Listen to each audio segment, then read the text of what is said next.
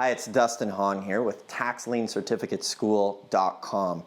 In today's video, I want to just go ahead and give you a few tips for some of the upcoming tax sales coming up. So as you know, we're going to be moving into November and December. And a very popular time of year for tax sales to be happening are in Washington State. Now, I had some really great luck in Washington State. I actually bought 40 acres of land for only $4,200, valued at over $40,000, and I sold it for $20,000, making a great profit on that property. So one of the things you may not know about Washington is, first off, they do most of their sales in December. So now that we're in November, it's a great time to start going ahead and doing your research on some of the sales that will be coming up. So one of the best things you can do is start calling the county offices in the state of Washington. And then also what you want to do is find out the date of the sale, find out if they're having the sale online so that you can go ahead and be prepared to bid. Now with the online sales, what's really nice about that is you could go there beforehand or even get somebody to look at the properties for you. So this way you don't actually have to be there during the sale. Now that said, if you're living in Washington or you want to go ahead and do a trip or a tour, I highly recommend Washington as a great place to go.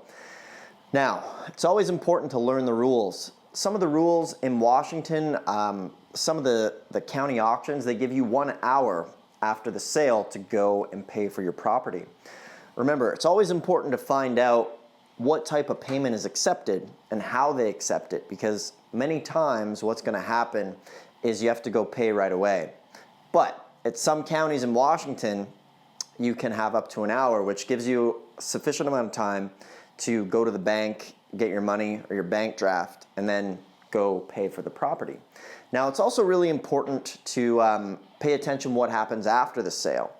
For example, one year when I went to Washington, they did the sale, and then after, not everybody goes and pays because remember, they have 1 hour to pay for the property. Now, a lot of the times you can scoop up great deals on the second sale that happens. So basically, this is the sale that, let's say the sale's at 1 p.m., right? They sell all their properties. From there, everybody takes the next hour to go get their money. However, some people aren't gonna follow through and pay for their property. What happens is all of the properties that were sold aren't always bought, if that makes sense. So during that hour, people leave, they go get their money, but not everybody comes back. This leaves a great opportunity for you to go to what they call a resale. And the reason this is so good is because the majority of the folks that were there to bid, first off, they don't know about the second sale. And thirdly, there's usually like 1/10 of the amount of people that actually show up, which creates much less competition for yourself. So it's like I mentioned, we have Washington sales coming up, so go ahead and look into that. Remember, the more counties and states you look into, the better you're gonna get to know this, and then that's gonna increase your chances of success. The beautiful thing about tax liens and deeds is it's so black and white.